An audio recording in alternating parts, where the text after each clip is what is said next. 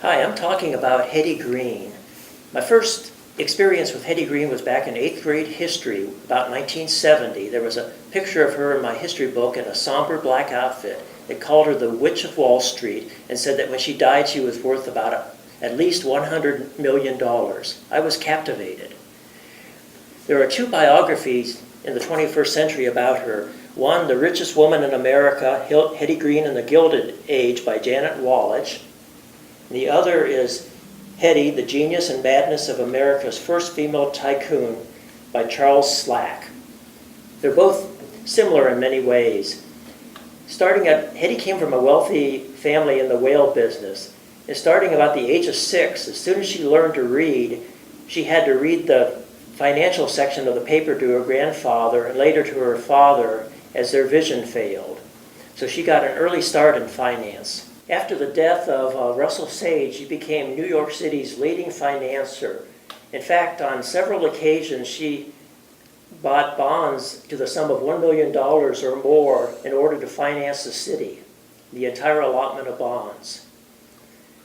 She wanted her children to become the richest children in America when she died, which did not happen, but she left them between $100 and $200 million. She did not, while most millionaires lived a life of extravagance and built mansions that neither they nor their heirs could afford, she lived a frugal, some would say miserly life. She never lived in one place for very long because she did not want to set up a residence that would cause her to be taxed in a state. And she was largely successful in that.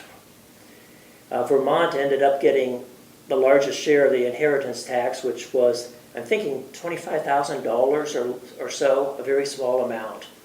She had 2 children, Ned and Sylvie. Neither one produced children. After Ned died, the inheritance went to Sylvie, and then when she died, it was donated to a large number of colleges and other charitable institutions, including a library. Hetty lived among the common people. One probably apocryphal tale is that an English member of the English peerage visited her farm and complained that her cow had chased him. Not getting the apologetic look that he was expecting, he told her his title, and she replied, "Tell that to the cow."